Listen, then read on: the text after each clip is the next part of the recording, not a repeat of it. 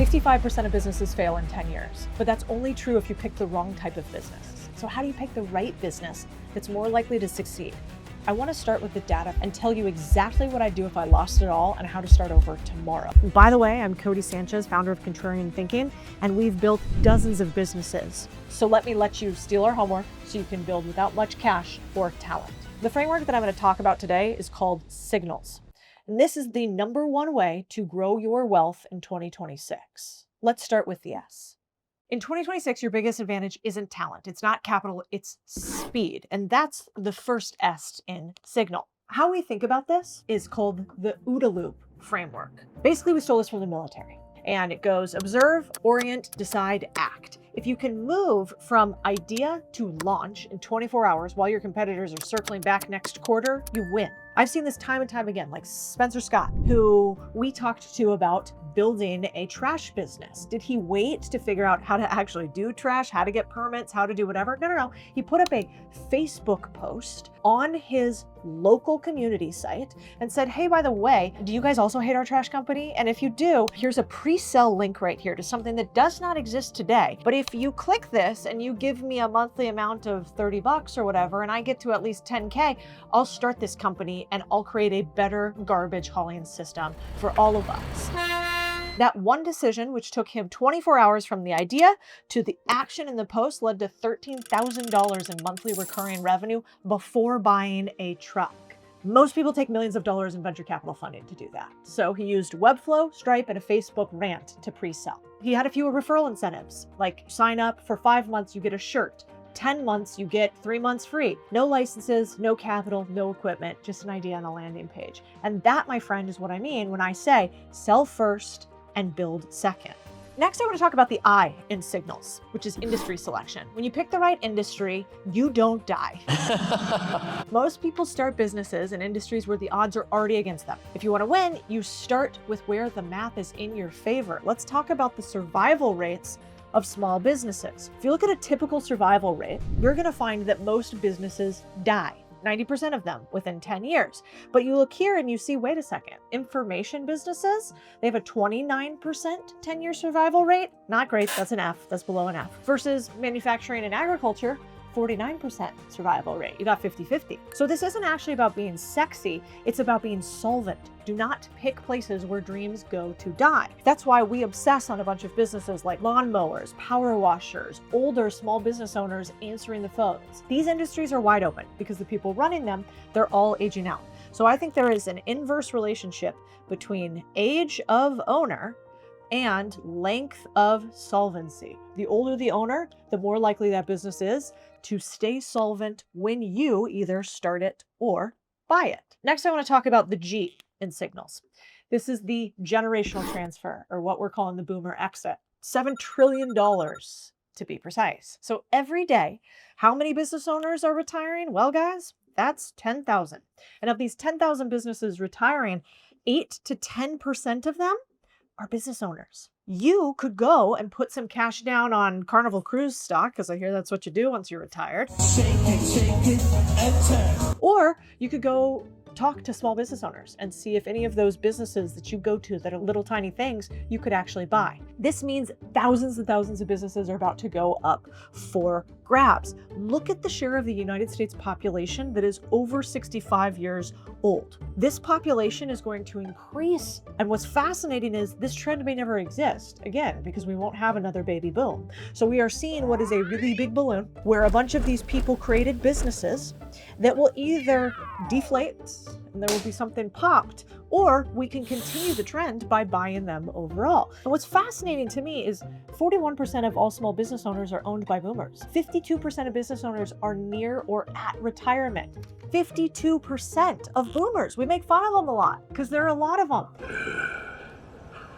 And 52% of them are about to retire. But what's the crazy number? 40% of them, no exit plan. That's not a stat, that's where money goes to be made.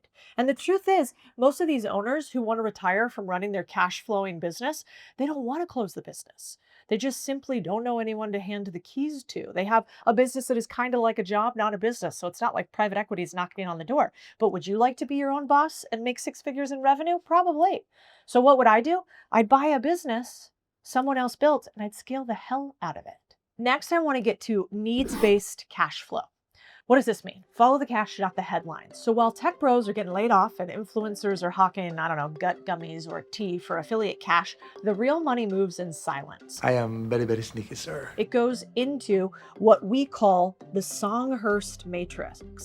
And the Songhurst matrix is fascinating because what it actually means is that aging industries like equipment repair, home maintenance, landscaping, these businesses are not sexy. And what happens when you have an unsexy business that makes a lot of money? Well, the sexier the business, the less money typically you make in it. Think about actors. 90% of them can't even afford their SAG-AFTRA union fees. Ichiban, lipstick for men. But 100% of electricians get all of their money from their job. So what's also fascinating about these industries, in household maintenance, people 60 plus outnumber under 30 by 2 to 1. In equipment repair, the 65 plus age group is growing faster than any other. So this is where I'd be looking to have a business, as the opportunity to stand out from the competition is just greater. Bringing up-to-date tech to an industry run by 70-year-olds, probably easier than having to stand out by starting the 1,000th social media app and trying to compete with all of these people who are getting funded by giant venture capital companies.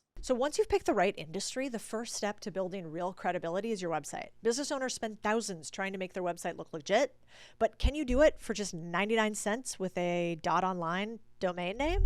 Most good .coms are taken, so why settle for a spammy www.mybusinessname123.com? Get a clean and professional .online domain name that is trusted by over 3.5 million small businesses and big brands worldwide. And because the word online is searched over 500 million times a month, having it in your domain gives your website a serious edge in search results.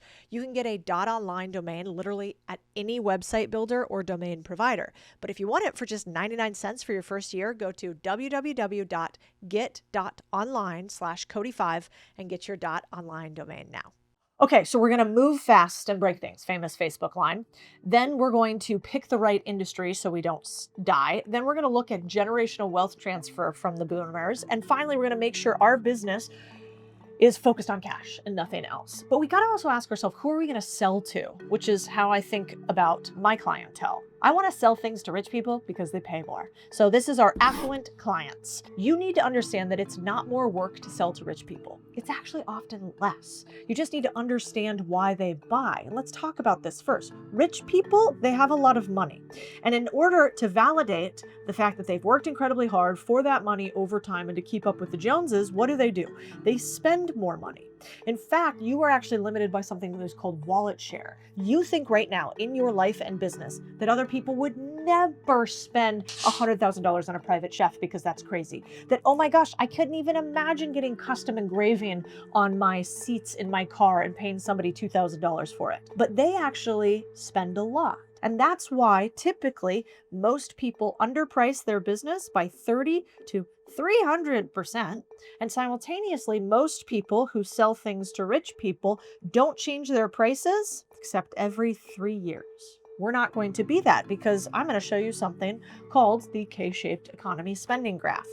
What does this mean? Top earners now drive over 50% of US consumer spending. The bottom half increasingly squeezed by inflation. And so do we want to go to the people at the bottom who have less money than ever because inflation is eating it? Or do we want to go to the people who have all the money even though there's fewer of them? This K-shaped recovery is what we are having now today. And in it, you're going to find that you'll make more money selling to people like people in finance, people who have college degrees, people who live on the coasts. It's not fair, but life isn't fair. And so we're going to focus on the things that make us money. Now, the question you might be asking yourself, which would be the right question, is how do we sell things to rich people? What do they actually want? Rich people are pretty specific. So we have something called the Rich Desire Pyramid, which is how I teach all our 14,000 business owners in order to sell more things at the boardroom. And if I owned a lawn care business or was starting one in 2026, I wouldn't be focused on $99 lawn mowing for the masses. I'd be building a $10,000 commercial package because rich clients don't want cheaper, they want better. And then they'll send the wire without a single follow-up. So for this, let's talk about the Get Rich Pyramid. At the bottom of the pyramid, we have scarcity. That is the first reason why rich people people buy things. They buy it when there's not a lot of it. So that limited edition Hermes Birkin bag, that might be the thing that makes them want to buy. Second, we've got privacy. That's why people fly on private jets, have private security. That's why people have really big hedges and will buy really big trees from your landscaping. Then we've got exclusivity. That's like, this is a special club, nobody that can get into. That's why we have country club memberships. That's why you're actually seeing experience memberships pop up all over the country. Then we've got convenience. And that's just, my time is so valuable because I'm rich and I make a lot of money with my hours that I don't want to spend much. So hey, can you come to my house and clean my car instead? So hey, can I have a concierge doctor that I pay $10,000 a month to? Time. And then finally, we've got status. And status games are the things people will pay more for than anything else. This is why people donate entire buildings to their alma maters and get nothing back for it. What do they want? They want their name and lights, right? So anywhere you can sell somebody something that makes their name really big, they will write you a really big check for it. So if you're thinking about starting a business, this might mean, can you put them on a billboard? This might mean we only sell 100 of these spots. That's called fake scarcity. This selling to rich people is the #1 reason why most business owners will make 2 to 3x more when we teach them our processes at Boardroom. We are going to help you raise your prices and have your customers thank you for it. Next, the L, which is leverage through distribution. Build distribution first. What does that mean? Get an audience. AI has made it easier than ever to build products, but harder than ever to get people to care. So let's think about this for a second. Look at the daily amount of time spent with media. We are at an all-time high, friends and family. Now, whether that's good or bad, I don't really know. In fact, I think it's probably bad, but it's certainly a way for you to make more money. We see the usage by almost every age cohort on Facebook, YouTube, TikTok going up. That means the CAC is up 3 to 5x since 2014. So every founder should have a newsletter or a YouTube channel, somewhere you can build your audience. And by the way, it's way cheaper. Renting attention is a tax. That's what we do when we use things called ads. We are paying a tax to Mark Zuckerberg. When you own the attention, that's actually a compounding asset. That's when you have your YouTube or your email list. So every startup now needs a founding content creator. That's a quote from my friend Balaji Srinivasan, who was the CTO of Coinbase. And I want you to think about this in a couple different ways. Video and podcasts, for instance, these things are up in a huge way. Not only are we seeing customers acquired through here go up, we're also seeing usage go up. So you can actually acquire customers at a much lower cost on video and podcast than you can, for instance, on email. Well, what about B2B? So let's say you sell things to other companies. When you sell things to other companies, your CAC is even lower. CAC stands for client acquisition cost, by the way, if you don't know that. One of the most important stats you can have if you run a business. And if you don't know about that, make sure you dive into the world of CAC. We can do a video on it. If you guys don't know about it, tell me in the comments. Now, what's fascinating about this is that it tells you that customer acquisition cost overall is actually increasing. So over time, it is more expensive now than ever to create a customer. You've seen it go up like this. And this is because we're talking about paying ads for our customers, or what's called PPC, pay per click.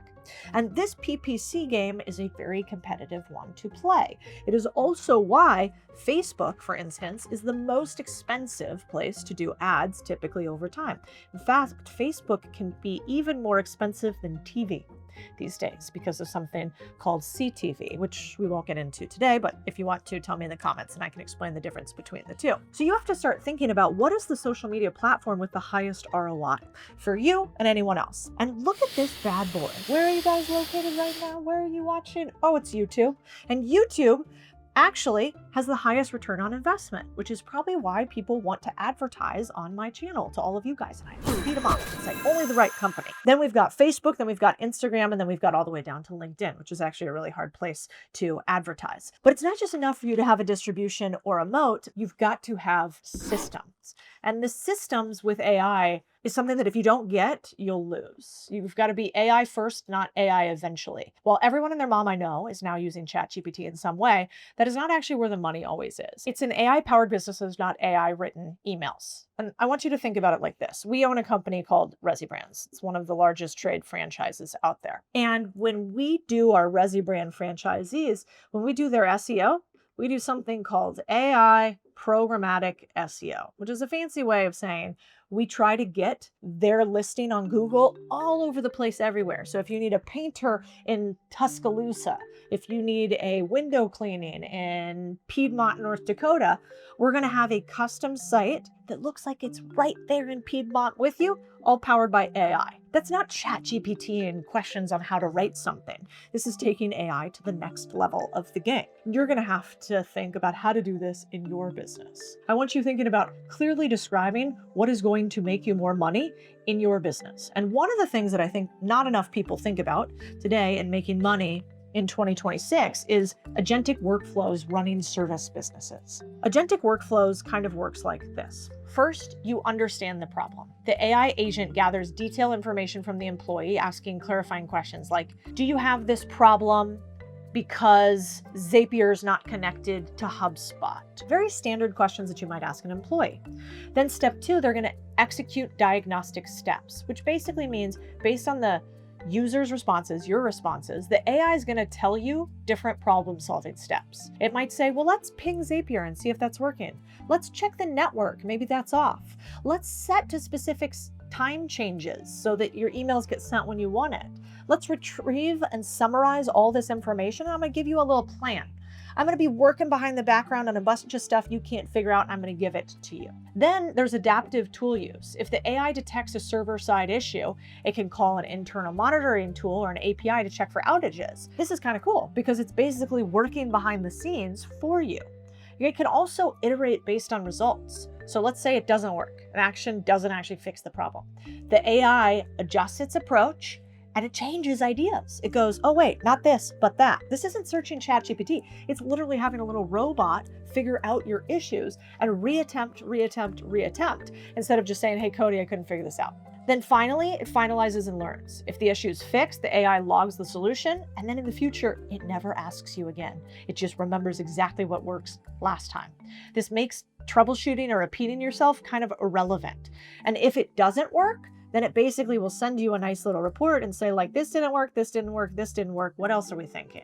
So if you could imagine today, the tasks that you hate the most and another AI running it for you, that's what's happening. In 2026, it's not about using AI. It's about architecting around the AI.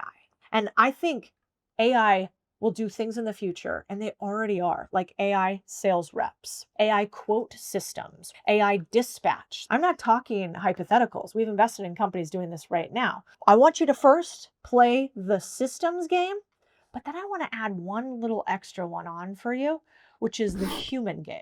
The scarcer human touch becomes, the more valuable it gets. I want you to think about most of us young people today. If you had to choose between text and phone call, or door knocking, which one are you choosing? You're probably going text, right? Because it's easier, because it's less scary, because there's less friction. Well, what does that mean? In today's world, the easier something is, the less effective it is. And so what you actually want to do is you want to put humans in spots where it really matters to have interpersonal connection, because most people, their ability to communicate has gone down. In fact, interpersonal sales skills among young workers, look at this, it's plummeting. In a world addicted to fast responses, technology, being a human who can actually connect, you're going to make more money, especially in small business.